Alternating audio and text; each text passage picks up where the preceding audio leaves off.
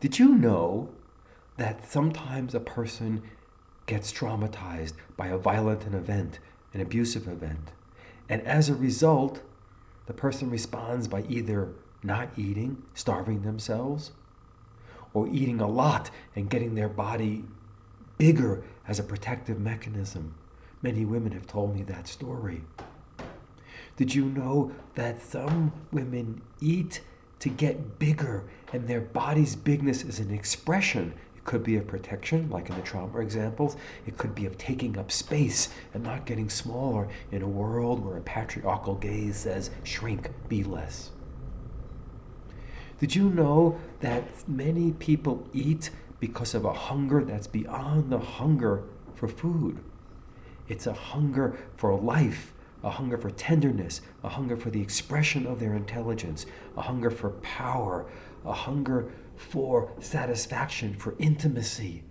In that food, they taste some of that need, some of that desire, and reach for it. And the hunger is not just for food, and it's not just because they're hungry and not disciplining themselves to eat less. It's because they need something and they need to know it.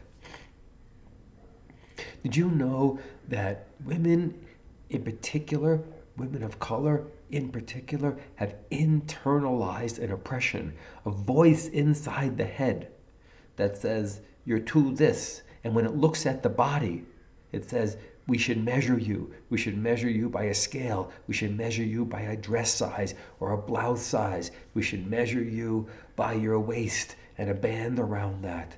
And we should evaluate you and critique you and make judgments about you and add shame to who you are. And that internal pain goes on in an incessant, continuous way, often unperceived, causing hurt and anger.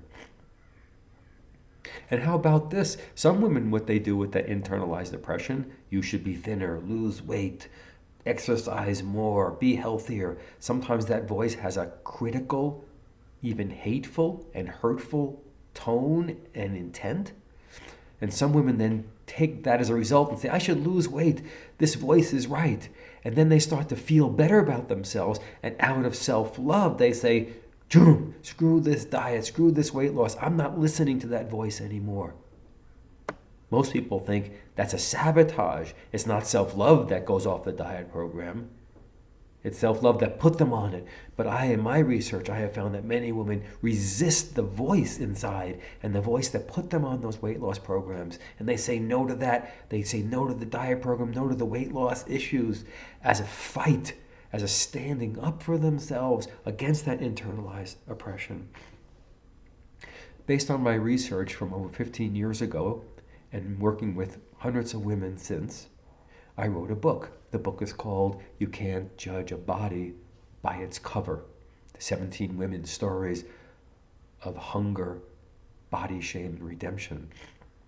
I wrote that book because of the shame that enters. And I put my hand up here. It's a lens. It says, as I said before, we should measure you, critique you, evaluate you based on your body size, based on your eating habits. And that shame injures. And we need a new model.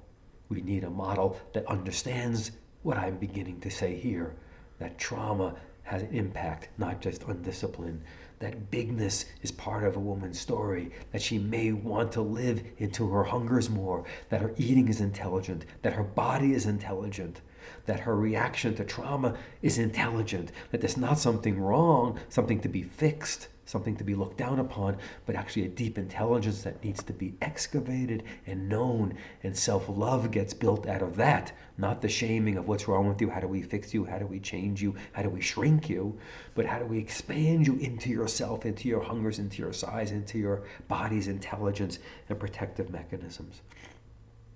I also developed a program which will be beginning on May 7th. It'll be going on for 6 months, to help educate people, as particularly women, because that's the people who first came to me in my study, about how to look at their bodies from different ways. The program will address issues like accommodation. What happens when a woman accommodates too many people and then uses food to not accommodate? I'll do what I want, I'll eat what I want, I'll have as much as I want, the way I want it. How does food And body image get implicated and intertwined with that accommodation.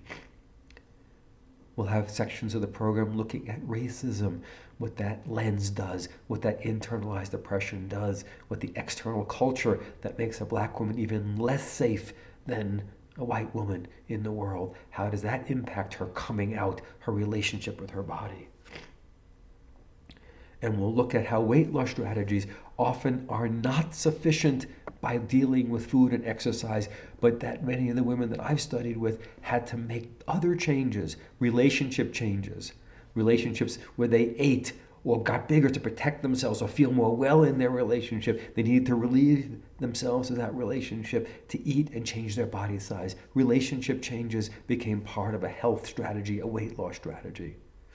Or career changes. If a career is too small for a person, then they might have to break out of that breaking out. Otherwise, they'll break out of weight loss strategies, break out of healthy orientation strategies, because that breaking out is needing help. The program will also deal with critical early experiences, parental experiences, views that came in from the culture or from the family that injured and then built a relationship with the body that was unhealthy, didn't look at the body as an intelligent mechanism, a wisdom-giving mechanism, a message-giving part of our experience. It looked at it as something to study to find out what's wrong with us.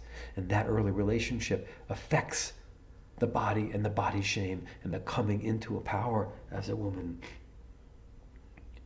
The program will also deal with issues like depression and low feelings, and what happens with that and how we look at the body. What happens with those feelings and how we eat or don't eat, or punish ourselves or criticize ourselves. What happens with that and the size that we're able to take up in the world, and how does that affect our look at our body and how big or small or how hungry we are to make changes. The program will look at all kinds of things about your story, modeled after my book, which has 17 stories.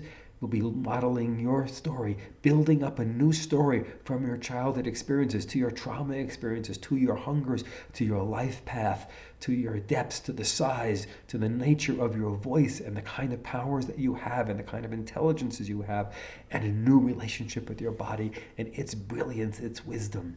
The program is designed to do that based on all the research I've done.